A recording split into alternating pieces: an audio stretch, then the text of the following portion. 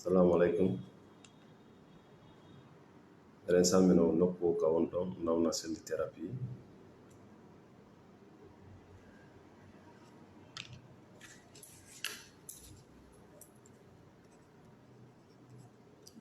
Hande le 15 deuxième mois 2024. Bonjour à toutes et à tous. Partout où vous êtes, merci beaucoup d'être là.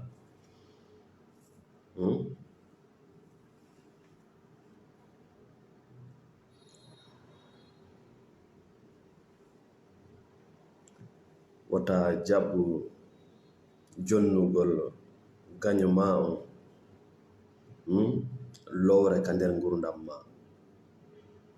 Ta jab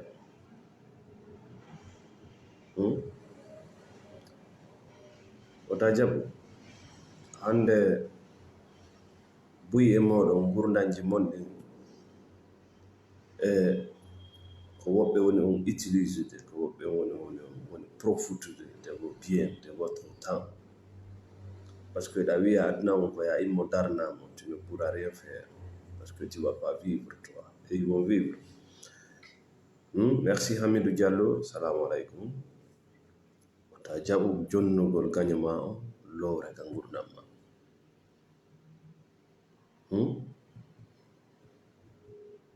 Na ko moƴƴo remata ka nden lowre nden non ko an jeyi, ko an soñoyta, c'est toi qui vas payer le prix. Ta accan mo lowre ko ɓuri e fanɗude ka nder gurdam ma. Ɓaawo neɗɗo on feeñandema, ɓaawo golle ɗen feeñandema, ɓaawo miijoji ɗin feeñandema, ɗum ɗo ko gaño. Ta jaɓ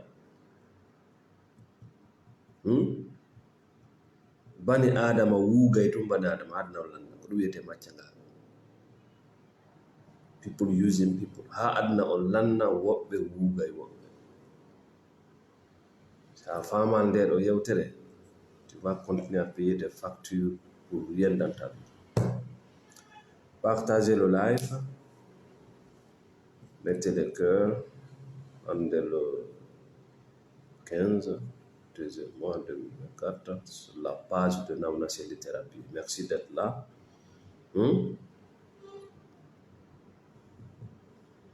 Merci Halimatou Diallo, merci Mamadou Kolangel. Vous autorisez aux autres de polluer votre esprit. Oh non, mana ko an woni yanande yimɓe ɓen yoɓe tunnin wonki maake, yoɓe tunnin hakkille maɗa, yoɓe bonnu gurdam maɗa. D'accord, a wiyay non wona non woniri, c'est là pas de souci. Mais ko ɗum Nawna Selli Thérapie mari ko yewte hay goto wata bonnude gurdam maɗa nga tawaka. Ko ɗum waɗi ɗuytu ko happorta yimɓe ɓen ko, ɗuytu faaleji maɗe, ɗuytu miile, ɗuytu tañƴinoragol yimɓe. Hay goto wata bonnude gurdam maɗa a tawaka, c'est impossible. ɓuri hewde ko nga taway tu as un rôle dont tu joues dedans inconsciemment hara wata famde. Merci Gabat Romeko Faza, bonjour depuis Annecy, merci beaucoup. Partagez la merci. MSO, merci. Commission, merci beaucoup. Ta jaɓu few ka hoore leydi ɗo tawata ko an woni ko jonni gaño ma on lowre ka gurdam ma. Andi gaño ma on so ari sabu angal andutugol ma oɗo ko gaño ma o ƴettani hoore makko lowre ka gurdam ma, hara wona an woni ko jonni mo lowre nde hino tañƴina tuma kala yi'uɗamo nde hettata lowre maɗe, nde hettata doole maɗe, nde wawatamo haɓude. Merci Mamadou Bari. Mais si tawi ko an tigi woni ko jonni mo lowre nde ɓe kippitiɗi hino sonja on kon to woni ko an ko enen woni jonnude yimɓe ɓen doole ɓe tunnina hakkille men ɗe. Hey, na won ɗo wo duwaɗa jentade, wona won ɗo duwaɗa wernude ka ma, wona won ɗo wo duwaɗa gollude mum, wona won ɗo wo duwaɗa ndarude ko yewtata. C'est comme ça vous donnez des parcelles à vos ennemis. parce que faites beaucoup attention noppi maɗe e guite maɗe goni e darde ko finalement battinay e ma battinay e ma wattanila yawyay ha tawa hande kadi e ɓoreji ɗi wonɗa ƴettude ɗi na e ma woni iwde miijoji ɗi wonɗa miijade ɗi na e ma woni iwde et là c'est fini pour toi ko ɗum woni a ƴetti gurdam maɗa ga udditani yimɓe dambugal tan ton de polluer ton esprit tes économies ta vie partout ko ɗum neɗɗo fof ka hoore leydi ɗo si tawi o helli faama o ɗum andude ko ɗum faala sa andi kon ɗum faalaɗa automatiquement kala ko wona ɗum ɗon andi a haalaka ka ɗaɓɓere jawdi ka huwodiraji bon ko on no andirta noon hakkille maɗen no tunnina ko tuma tawi hiɗa andi ko fof faala sona hoorema hiɗa andi ko yumma ma faala ko pemma faala ko politique faala ko leñol faala ko leydi faala ko kammu faala ko malaika faala hiɗa andi ko Allah faala mais a ronku andude an ko ɗum faala comment votre esprit a été pollué. Merci Mamel Diakité, Ousmane Diallo. Ɗum ɗo holli hakkille ɗen no tunnina. E si hakkille maɗen tunninama a heɓata koyɗi laaɓuɗi, a heɓata miijoji laaɓuɗi, a heɓata décision ji e eɓɓoreji laaɓuɗi, a heɓata cellal laaɓugal, a heɓata ɗoyngol moƴƴol le sommeil réparateur a heɓata ngol aduna sa heɓal ngol ɗoygol a iwataka clinique parce que rien ne peut remplacer le sommeil réparateur hay fus ala ka hoore de ɗum hay fus a heɓata ñameteji laaɓuɗi parce que chaque jour c'est-à-dire émotion ji maɗi vont tes émotions vont te pousser à bouffer le sucre partout parce que kaka sucre kaka sukkar heɓata dopamine maintenant ayata ko laaɓi parce que tout simplement votre esprit a été pollué par qui? Par tes ennemis. Merci Lavrentouba Ahmad, merci vraiment Salut Diallo, pas Alpha, merci. Donc arrêtez de donner la place à vos ennemis, d'autoriser les autres à polluer votre vie. Arrêtez ça. Arrêtez ça. Minuma hay e goto ko ɓuri hewde o wata halkude ma tawaka c'est toi qui ouvre la porte ko ɓuri hulɓinade ko tuma tu veux accompagner quelqu'un thérapeutiquement tawa vraiment ça peut pas aller parce qu'il ne veut pas prendre l'action ça peut pas aller ndare ɓe waɗa ɓe marketing de réseau ɓe waɗa ɓe business haɓɓito yahay goɗɗo janna ɗum e table marketing relationnel jonnaɓe marketing ma goɗɗum ɓe yaha ɓe waɗa pression e famille ji maɓɓe e weldiɓe maɓɓe kawta ça le business c'est pas comme ça c'est parce qu'il ne veut pas prendre l'action on non ɓe tampinde il veut pas aller dans l'action il veut pas aller dans l'action si tu veux faire des affaires prépare-toi à résoudre un problème yaw ka problème woni ñawda on te paye yawdo porte à porte ndeɗa jooɗo golle ala yeehi konkana étage ji wonɗi sera maɗin ɗon innasi ɓe mari jon jewu peti anda joni si golle am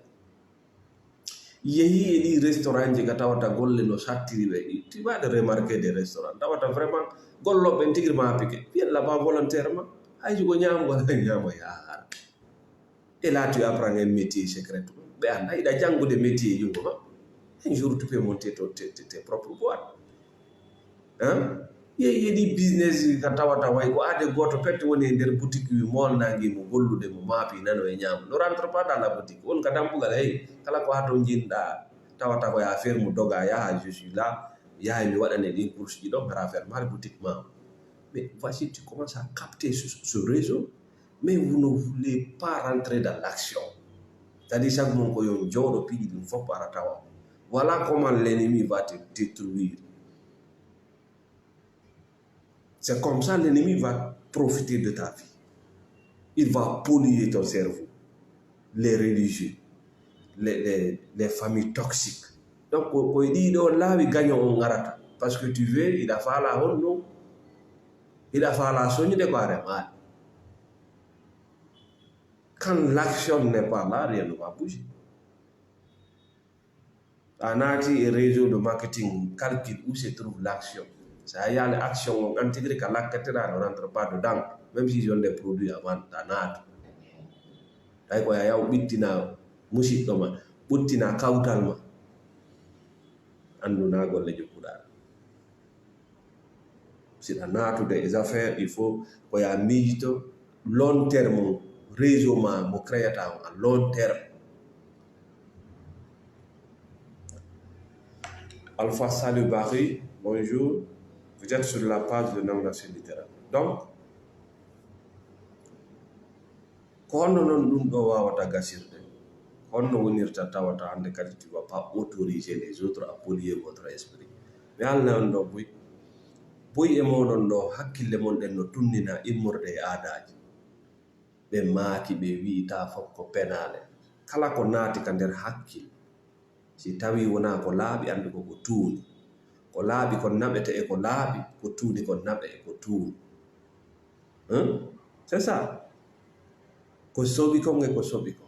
Sa immike ɗo joni a yehi a arnaki a waɗi abus de confiance ma a yeeyi ko a jogaki ma prostitution kala none e crook e deal drop ɗin mbuuɗi ɗi heɓata ɗo c'est pas propre.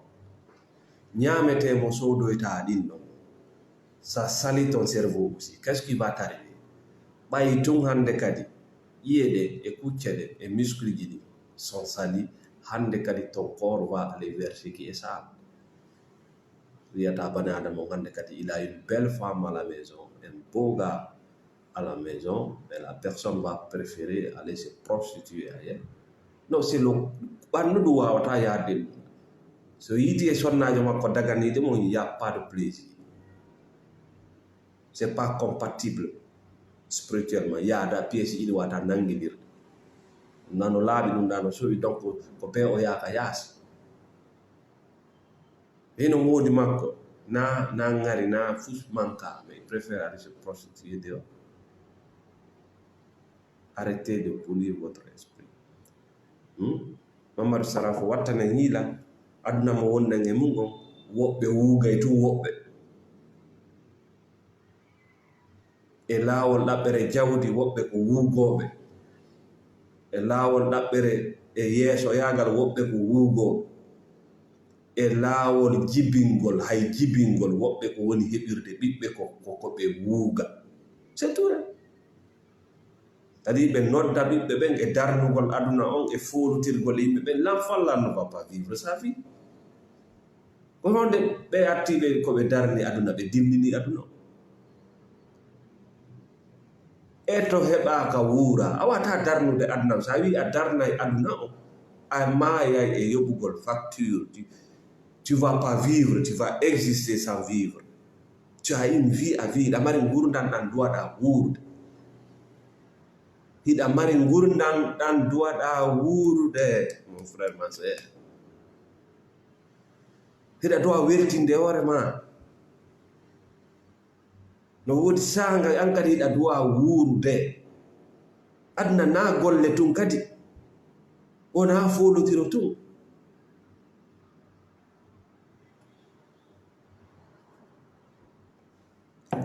Kala bana adama jonnuɗo bana adama go doole on ɗon tunnini hakkille makko ɗe o wonay machine wuugete ɗum immorde aduna automatiquement par ce que wiyata ko laaɓi. So yi fenande o ƴettay ɗum goonga, so yi goonga kam o ƴettay ɗum fenande. O nawni ɗum ɗo thérapie waɗante ko laɓɓingol piiji ɗin. Si piiji ɗin laaɓi a fuɗɗoto yi'itade. Ton cerveau ressemble à l'eau. Hakkille ma den ɗo wayi ndiyam. Fodde a yi'itaki ka nder ndiyam ton a wawata moƴƴinde gurdam maɗa. Wonno no yi'tortoɗa ka nder ndiyam goɗɗo no tunniniɗa. Fuɗɗi jibimɓe ma ɓen no tunnini hakkille maɗe no nodduma e ko wona golle ma. ari ɗon e kawte ɗen, iwi ɗon ari e laamateeri leydi ka wonɗa, iwi ɗon ari e expérience ji wowaɗi ɗi rewata e mum, iwi ɗon ari e diina kanka hooliɗa, ɗum fof ɗum tunnini hoore maɗa. Ay moman doni hiɗa duwa jooɗaade laɓɓina ndin tuundi, hona ɗum ko habbe ma kono ɗon ko nawnaare hakkille, bonuru jawɗe, ninse lugguɗe, hersa ka wata sifanade bana adama, tampereji aduna ɗi a wata sifade, gonɗi suuɗaɗi. Na goɗɗum, c'est tout simplement a jonni gaño ma on loore ka gurdam, e gañole si o ƴetti loore ka gurdam ma o ala hattode, wona nden loore nde jonnuɗamo tun o yondi norta, o ƴettay ha ñande ekkitiɗa wigol no, o ƴettay ha ñande famuɗa koko wi'a ka dina la ilaha illa, on la mo ɓe wonma suuɗude, on la ɓe wiyetu la ilaha illallah feƴƴo, on la kon ɓen tan making band wallingol keeri, on la ɗon ina wawi mo gollitirde nder gurdam maɗa nan foppet majja, on la ɗon hakkunde ma e Allah ko woɗɗi to sanamu, woɗɗi to tahudu, woɗɗi to soɓuɗi ɗin jogitoɗa ko laaɓi on la ɗon sa artirimo ka nder famille ma o golla, ka nder entreprise ma o golla, ka nder leydi ma, ka nder politique ma o gollay, honno o gollirta, yaw joɗɗa miijutoɗa ko honɗum faalma.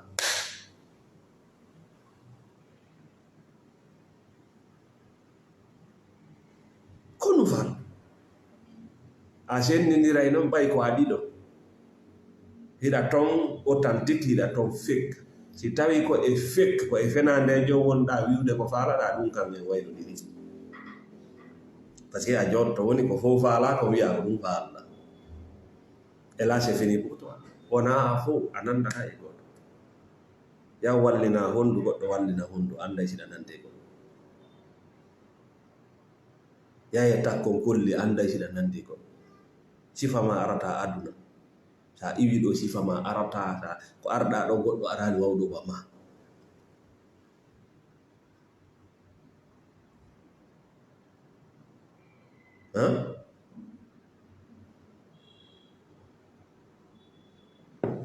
Ala tokora kadna ɗo ko ɗum normalement dans la spiritualité ɗa doit heɓude inde nde ala tokora. Normalement dans la spiritualité hay si tawi mawɓe ma ɓen inninoma andi ɗon hiɗa mari tokora, c'est pas grave, ɗa dowa ɗaɓɓande hoore ma inde yaadude e ko faalaɗa ko. Tu vas capter, tu vas vibrer, a captay a vibray nden inde maɗo.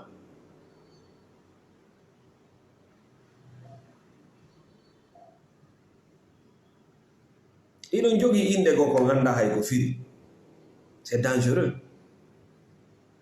Siɗa dowa ɗaɓɓande hoore ma inde, tu vas capter, vibrer ko faala. Donc ɓaawa noon a wiide ko ɗum ɗo mi faala, kala ko wona ɗum ɗo yo yaltu ka gurdam ma, a gollitiri laaɓa.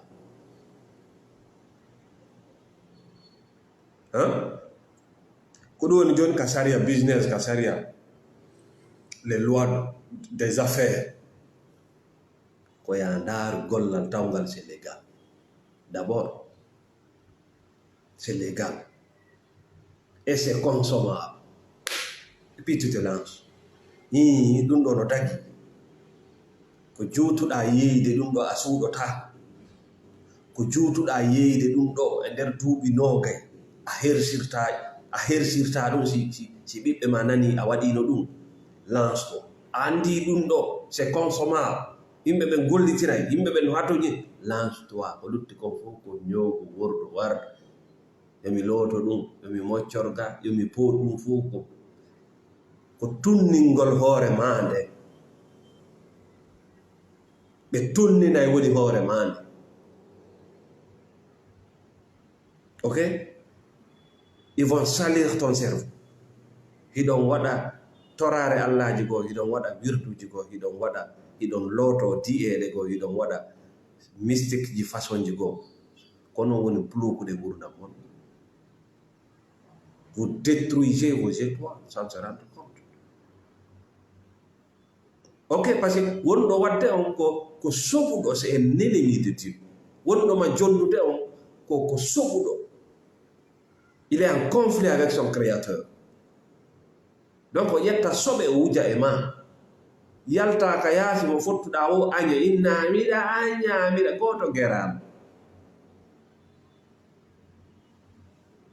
Tu as affaire avec des personnes négatives. Et tout sera négatif dans ta vie.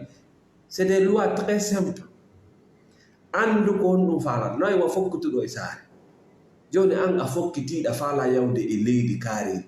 Est ce que haajuma no e ambassade ji luttuɗɗi? C'est que voici là pour ne pas que tu sois dispersé dans tes énergies. Am yiɗa faala wadde businessman. Ko o produit ɗo faala yeeyde, ko o service ɗo faala servude jama. Mais le reste ne t'intéresse plus. Aye joni sa ɗantaka kono ga politique ga sadakaji comment Dieu va t'aider?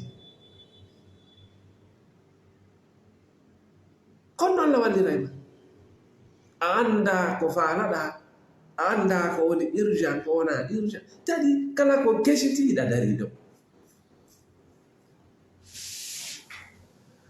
Merci Alpha Saliou, merci Mamadou Diallo. Donc haray ta jaɓu jonnugol gagnoma on loore ka gurdam ma, parce que so gayni remude neɗɗo loore ko warata. Gagnant on lui, il va pas s'arrêter. Il va jamais s'arrêter. Jungo ƴettowo ala hattode ko wona ɗo ƴettanede on accintinta ƴettowo.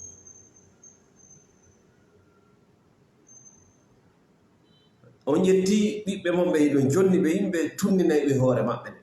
Hadi kon waɗine a ɓiɗɗo ma siko $1 million Allah hokkuno ma halfinayi ko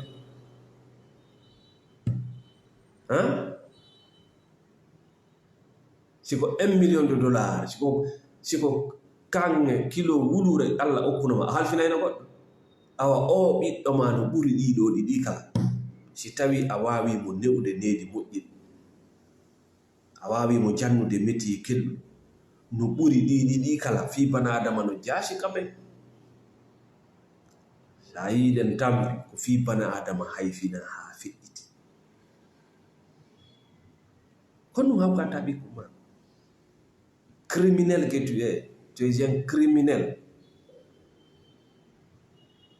An anda ko ngalu Allah hokkuma ɗum. Kon ɗum haɗi wonda e ɓiɗɗo ma. Mawɗi ɗi colli ɓurima, ɗi kulaji ɗi ɓurima. A yiyata sondu wotoru no ƴetti ɓikkon mum halfini goɗɗo. Ndu wonda e ɓikkon kon ha ɓikkon kon wawa wirude yaha ko farilla. C'est la loi de la nature. Si a jonnama ko ya jonnu, si goɗɗo remi a ñaami ko ya remo goɗɗo ñaama. A sanjay tun Allah naada ko wiyete kuddi ka gurdam mum. Ko ndin kuddi jokki o. Ko ɗum waylanta ɓiɗɗo ma o waɗamo lampu gerte. Ko be o folitira e ɓiɗɗo kaari, ko be o heɓa ɓuri ɓiɗɗo. Sa maayi ko yite yaata, parce que cet enfant ne va pas vivre. Il va exister pour payer des factures. Il va exister pour construire le monde. Aduna on na ya darno aduna on, ko ya eto heɓaka wuura. Ɗaɓɓo ayal nawna selli, ɗaɓɓo ka. Moi je ne me compare à personne. Ta fuɗɗi kana wiide ña darni kammo leydi yehi kammo c'est sa vie, c'est normal ko gurdam makko kanko. Est ce que a anda ko na min ko nawna selli, a wiyete nawna selli kan nana.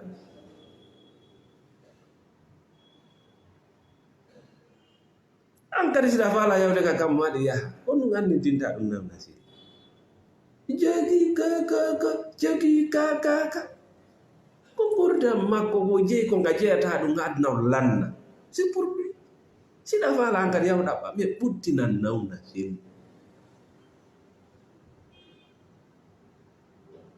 Moi je suis pas là pour payer des factures,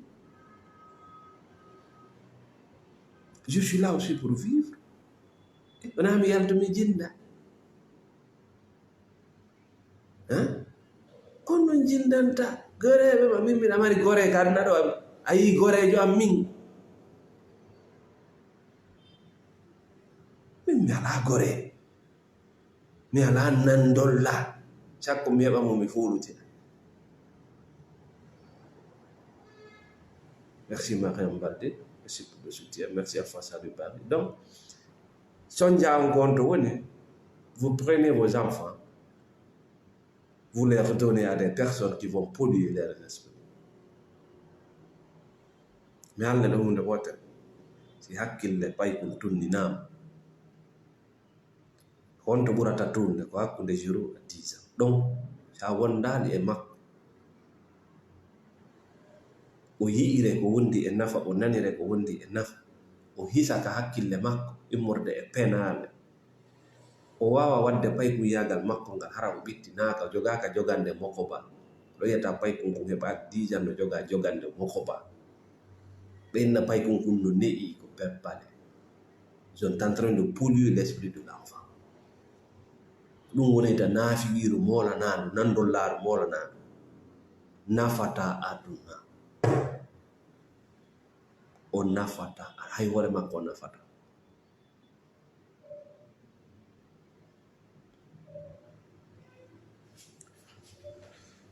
Donc ɓe wi ko fi hon ɗum ta jaɓu jonnude lowre gaño lowre ka gurdam ma ko par ce que yimɓe ɓen wuuga yimɓe ɓen ƴettu ɓikki windaɗo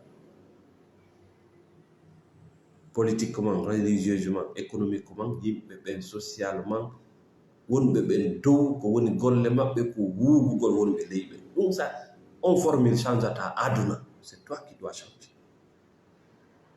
Ko an famata yalta ka rang parce que si tourma wewti ɓe wuugete si lekki mum ala ram mo won ligne ka dariɗa ɗo giɗa yawde lannon nde ko woɓɓe wona wuugede mais a wata famde ko tuma tourma on hewti si a mayani fiinoɗa mi fiiɗa ya hewtu ɗon fof ko penale, rien n'est pour toi, wallahi fof ko penale hay hunde wona fiima.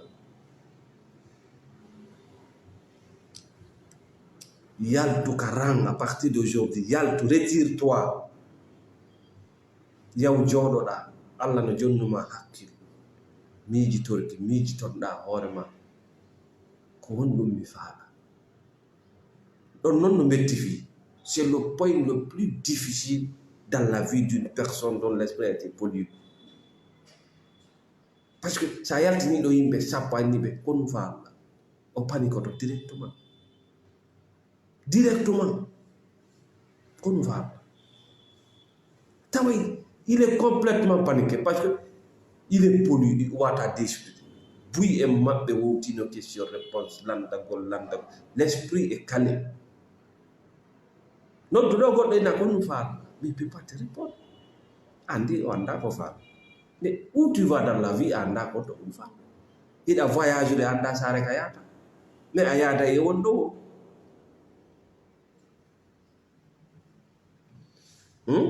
may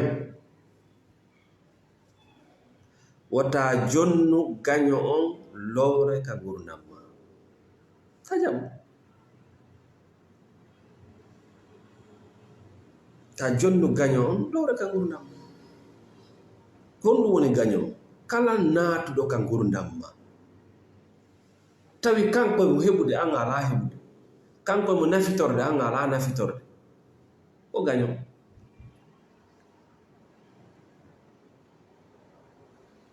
Huwondiral no dagi partenariat no moƴƴi mais l'esclavage l'exploitation ta jaɓu ɗum si tawi non no wala nima wugede la ya aucun problème tay ko an subi mande non ko an subi a wullitota non bay kadi wobbe no subi wugede c'est normal, ça fait partie de la vie. Kono si tawi hiɗa subi wugede faut plus te plaindre. On hiɗa wullitade ko fi ɗum wona yewte ko fi yimɓe on ɓe wullitade ko fi ɗum ɗo wona yewte. Siɗa wullitade ɓemɓe on ɗa wullitade mum ɓe ala nama lekki ɓe taki on. Tu es la seule personne qui peut résoudre tes propres problèmes. Ayal ɓe propre problème personnel ko ɗum wiyete fardu ayni. Si aduna on fof waɗi an a waɗali résultat heɓotaako.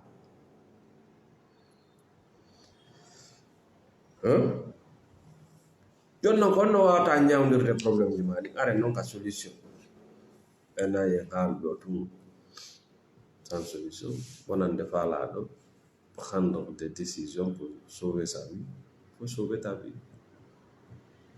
Yaltu ka batowal yaltu ton way bon asi kay bon ya la sécurité e ɗo bete o tigi no hisi si nawni heɓay ko daara ɗum si nawni heɓay ko ñawda ɗum sino temma heɓay ko addana ɗum c'est normal. Kono on bateau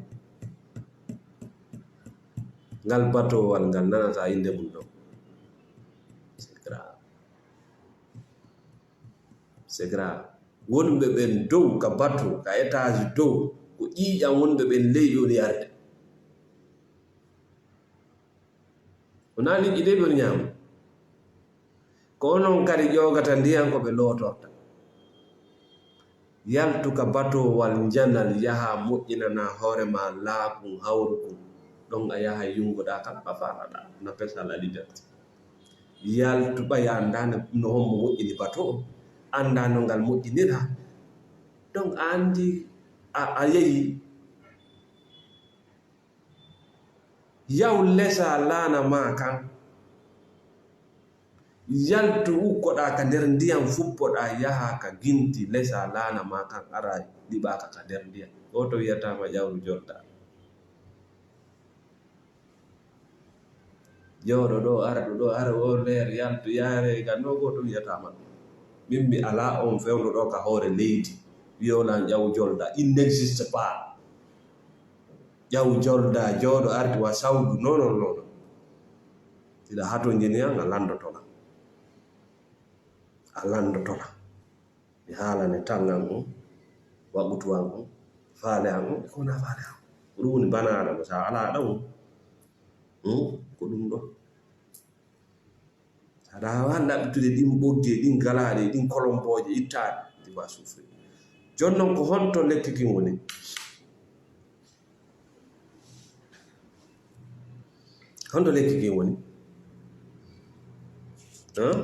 merci Diallo, merci Maimouna Ba, merci Salih Bare. Honto lekki kin woni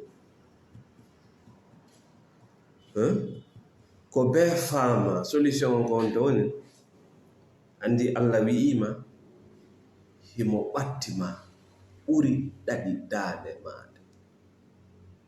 C'est Dieu qui parle comme ça. Mais ça y est, ka religieux on fira woni firo mo complication ko a famata aduna. Est-ce que a wattani yilayre ni ɓe yewtay ɗo ha ɓe gayna mais tu te demandes qu'est-ce qu'il a dit? C'est ça le religieux, c'est-à-dire wona haala won ka iwde e makko parce que si koye makko iwi tu comprendras ko ɗum waɗi siɗen faamude yewtereji Allah ɗi ko ɓay koye Allah ɗi iwi kala yewtere ɓisande nder ton en wata faamude gattan yilayde. La religion révélée est très facile à comprendre. Siko an nani a faamay siko min mi faama siko o danejo ɗa o faamay siko o ɓalejo o faama mais si tawi tun yewtere ko woɓɓe woni faamude woɓɓe ala faamude ɗum ɗo naka Allah iwi parce que Allah kanko tagi fof si o yewti fof no ɗowa faamude lutta jaɓugol ma ronkugo jaɓude mais a faamay.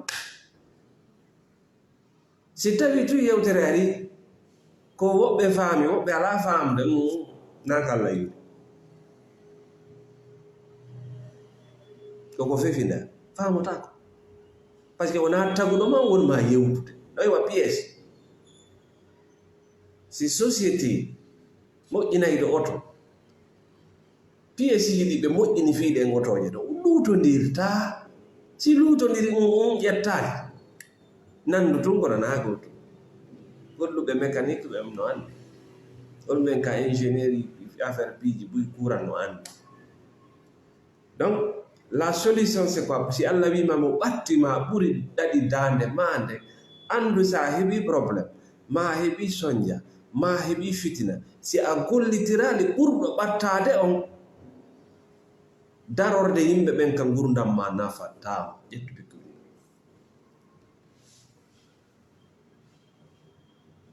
ɓenɗa sa fami yewde ko ɗum waɗi buy a yiya jama on no doga walla ɓe yaha de résultat ko kanko woni wawali gollitirde cette relation personnelle qui existe entre lui et son créateur.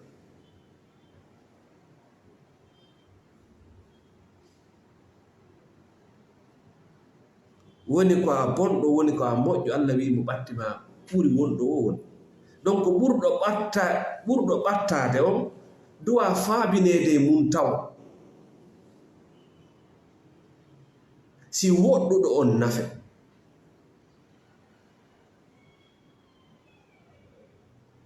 ɓurɗo ɓattade on ko solution ko pehe on nen duwa gollitirede taw si woɗɗuɗo on non ara nafe sona ɗum o watama nafe ɗum yiyata leyɗele buy yimɓe buy jamaji buy a yiyata résultat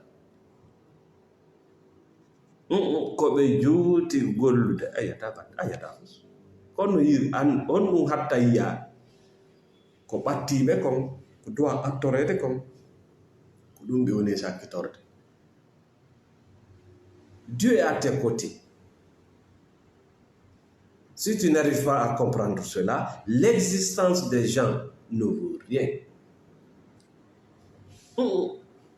Si la fala tugan nan fo jonnon ɗo misal gotal.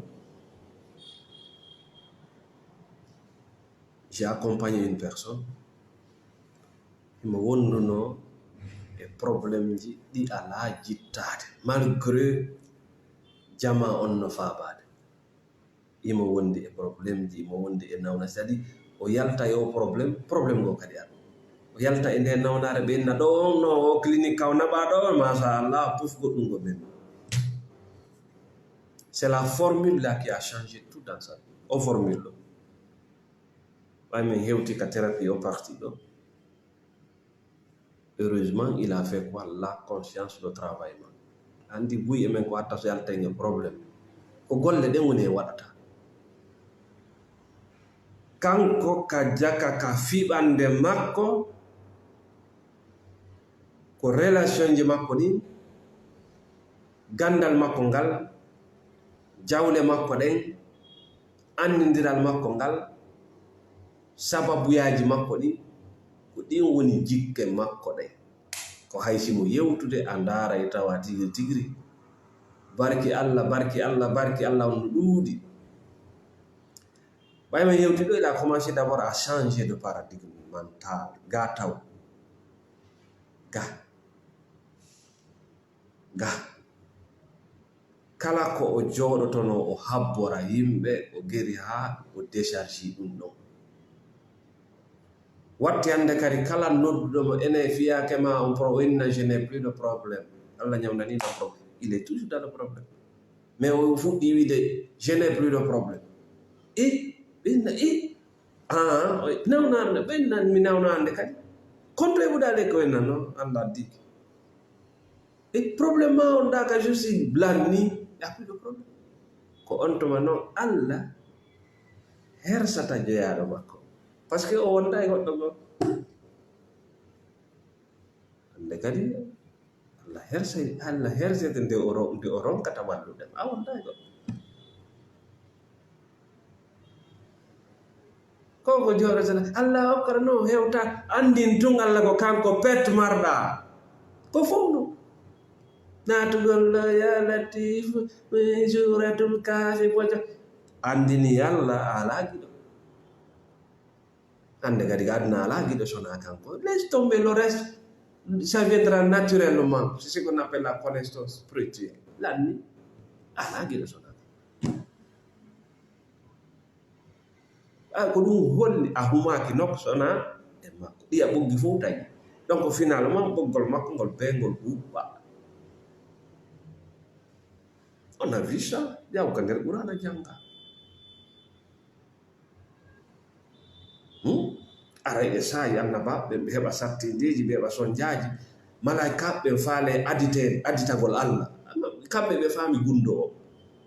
Jama on faale aditade Allah e faabagol, ɓe faami ɓe nan la ko Allah yimbinma ya aru o way mi faala walde maru ballal mangal to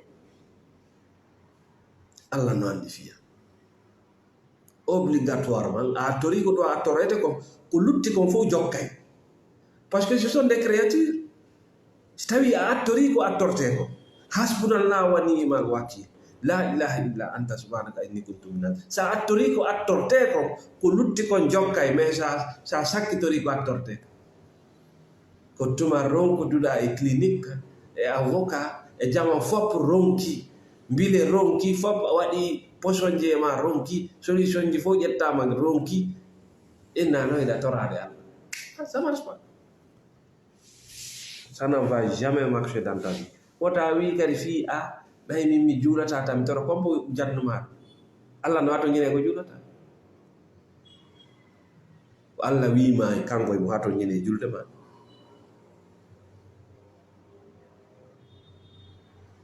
Ko be juulowo waɗane ko Allah wi'uma o wonɗo juulde ɗo imo hato ñine makko. Hanno gurdan kefero newata ka aduna ɗo rewɗa Allah rewari Allah o jonnete kanko adduma o iwate ɗon o jonnete kombo wima o mo wiwɗa waliwjo ko Allah kombo wima ko ɗum tunningol hakkille mon de. Sa wi oɗo ko waliwjo Allah, min na waliw Allah, mais an haray ko a honɗunjo Allah, ko a gaño Allah. Ko ni woni ɗon habitude Allah an ko a gaño Allah. Kala ko yi'irɗa on neɗɗo mo wiwɗa ko waliwjo Allah, Iblisa no mari baba ɗum. Siko Qur'ana hunji, Iblisa no hunji Qur'ana ɓuri mo. Siko dewe piigol tinde e leydi, Iblisa no ɓuri mo ɗum. ɓe ɗum haɗali o golli golle sheytan.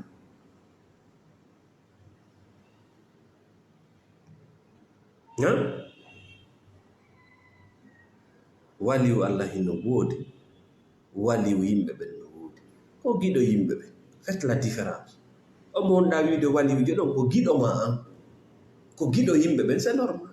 Donc sara ko sabu gandal makko, ko sabu neydi makko, ko sabu boƴƴereji makko, c'est normal. Mais giɗo Allah ko an Allah yewtidi ɗum. Allah cippini kaydi certificat ka windi ko oɗo ko giɗo am.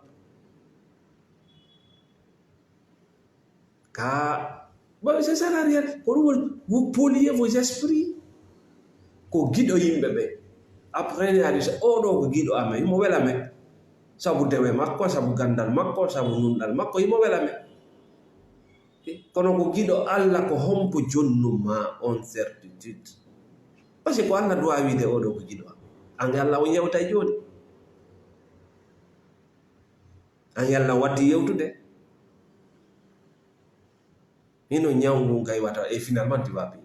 Parce que sa wi goɗɗo ko giɗo Allah, il va te faire payer le prix. Ayo bay ko ɗum tampini ɗo lelele buy ko jonnugol goɗɗo place mo jogaki, et tu vas souffrir.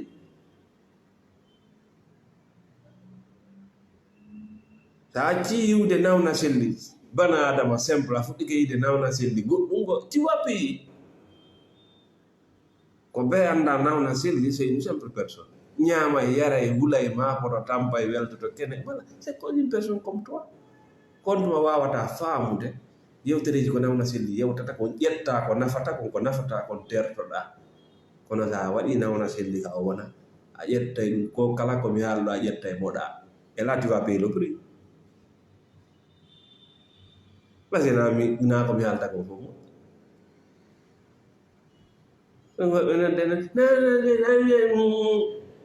min nami malaika sa yiga ko tawata ɗen wawi sendoɗe sa yiga acciɗu ɗum e nawna seeɗi moi je suis un être humain ɓeɓe ɓe waylata ɓe waɗa malaikaji ara no yaha no concentre o darata hay kammu no yaha no gaɗi a sikka e robo moi je suis pas ce genre là moi je suis une personne très simple donc feƴƴe nden ɗon toɓɓere e wi la solution c'est trop gollitirgol ko duwa adede gollitireɗe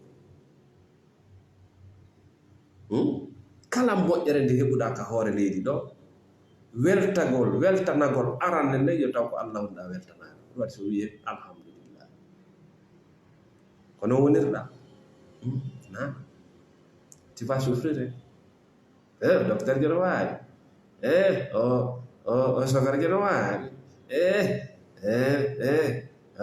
bo nono nasiɗa joni noon sa attorade ko duwa attorede to ayni ko ɗum sakkitoro kanko na o sakkitoro ka gurdam ma sa waɗimo sakkitoro ka gurdam ma ta juhe da woni sakkitoro bukkola ɗum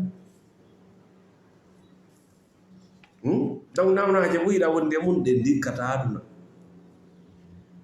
par ce que hiɗa acci ɗon dikkinowo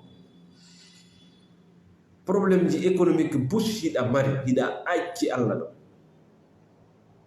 hiɗa acci tertimo ɗo Allah no tindinma ko honno waɗirta transaction winde ma seedintino a wi foin ko hendango nene waɗa miɗa hawri buf ɓe joɗɗinanimo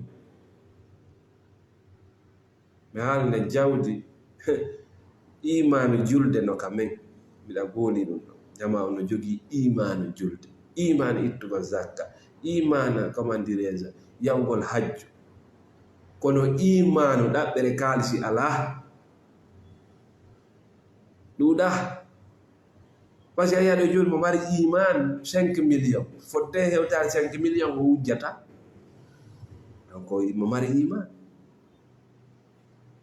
iman makko ko atti ko 5 millions o memata kono si woni 10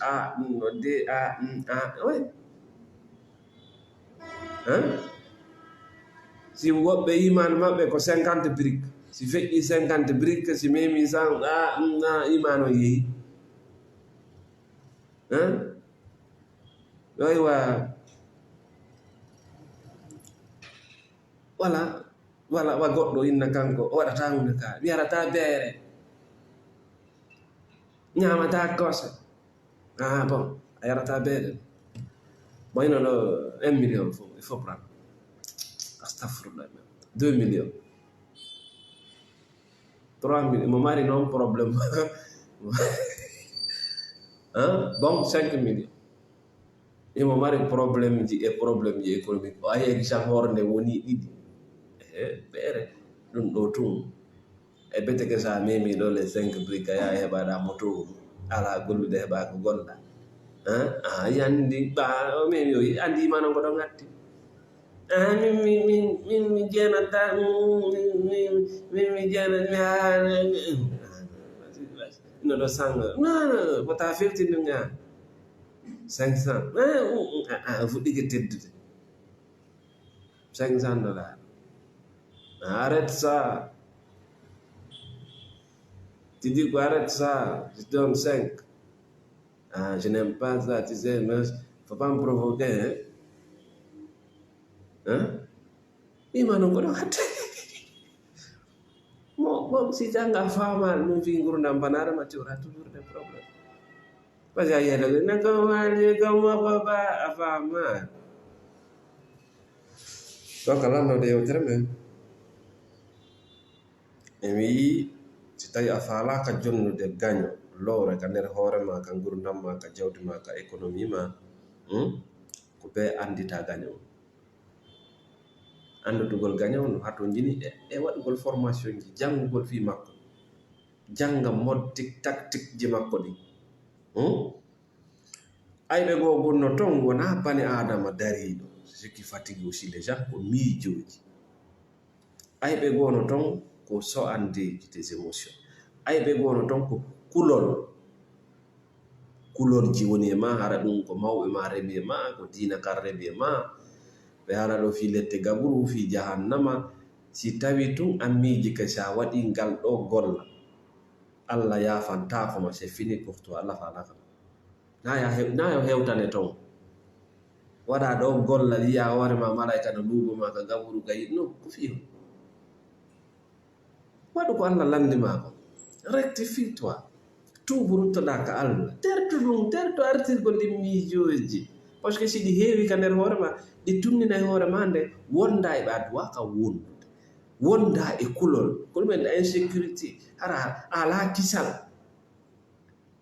ina huli tu donc a halfinoto yimɓe ɓe a duwa ka halfinade a jaɓa e gurdam ɗam moƴƴanama ɗon fama woɓɓe gon ton gaño maɓɓe on c'est tout simplement la peur ko kulol sonnaɓe buyno luubeede ɗo woko mocco ko kulol tari ɓe wondi e gorko yappa sadi hoolare ala pas de sécurité mahiɓe leydi a trop de stress économique social donc finalement le cerveau va péter il a tapé poto tawa ko ɓe ɓe yaɓe fotta e feno o fenanaɓe o luuboɓe o ɗeɗɗaɓe pour diminuer un peu le stress mais yaade ko kulol ko namnare kulol woni ɓe naɓude e ɗum nde mo ɗeɗɗe noon mi jeejima wattan yila ayi ɓaawo ɗo ɗaɗi mum hoor ɓanndu ɗum fof ko ɗo ari rewi ɗaɗi mum ɗin ko ɗo ƴetta ta juuɗe makko ɗen ɗibbu ton bande ɗo kadi hunduko makko kon ta jaɓu ɓattoma pandi woɓɓe maɓɓe con infecté de bactérie no ko ñawɓe a heɓay muusu gite ɗum heɓay sinicité ɗum heɓa muusu noppi yawata faamude ñawdoɗa ha ronka c'est des woɓɓe maɓɓe c'est des personnes très sales distance de sécurité il faut garder ça entre toi et les gens là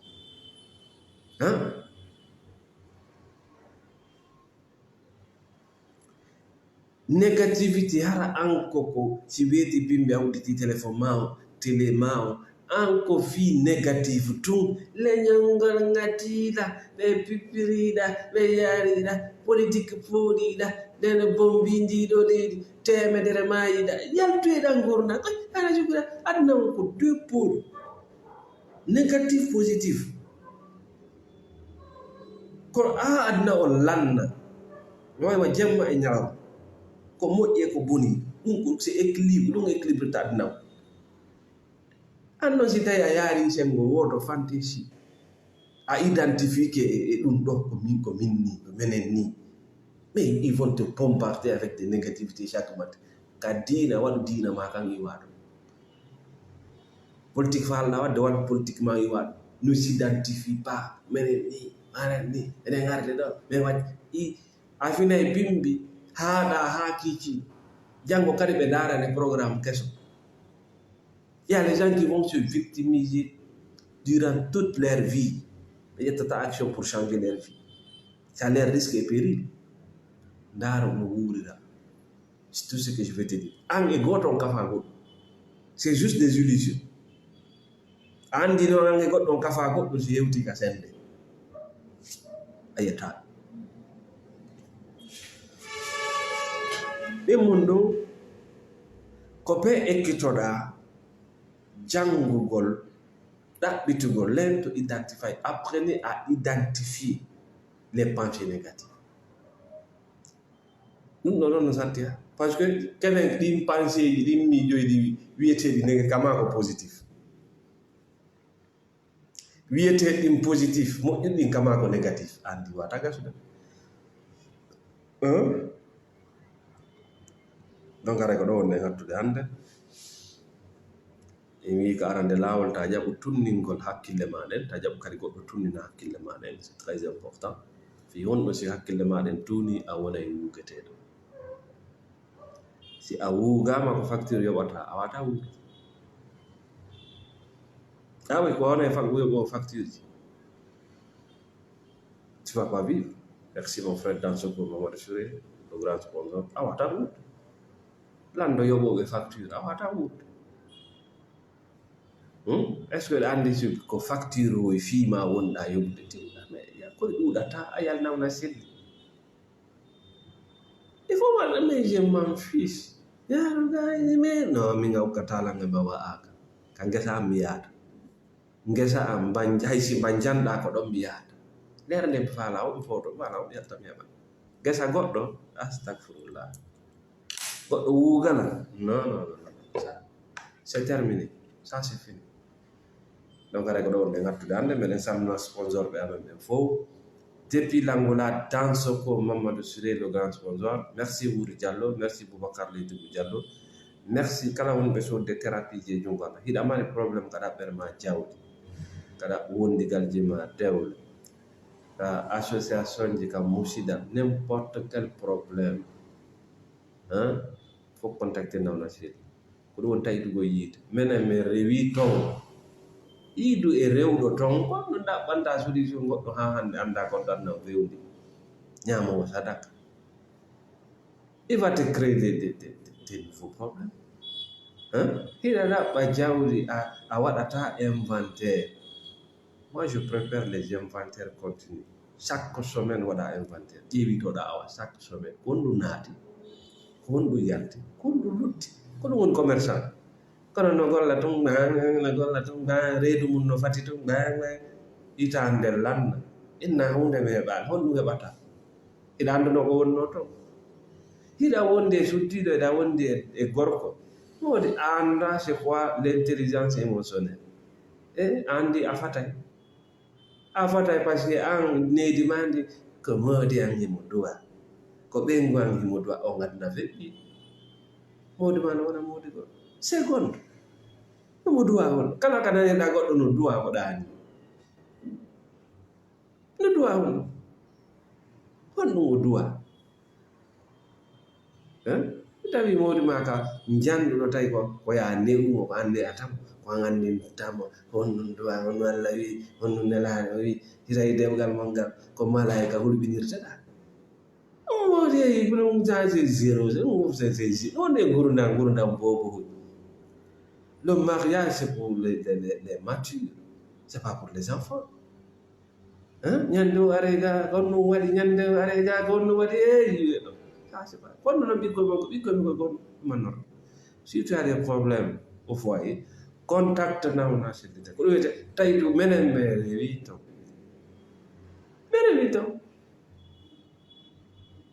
C'est ce qu'on appelle les expériences. Ah, il non go jodi de tun jangi table. Ma jangi deftere on konno mari ko yewte kono lutindele men baaw ko wiido no jangi ala pratique de fous kono won goddo no pratique bon goddo wadde pratiquement on kadi ala jangude donc nawnaaje wonde ma tampinne de ko bandu ma don toni sona do lekki no ton lekki no ka nder bandu ma ko bandu ma do lande ma so en nettoyage detox. Sa waɗi sport a waɗay detox. Ok, sa yari ndiyam wulɗam a waɗay detox. Sa heɓi ɗoygol laaɓugol a waɗay detox naturel. Sa ñaami ñaameteeji ɗi ɗuuɗa produit chimique a waɗay detox naturel.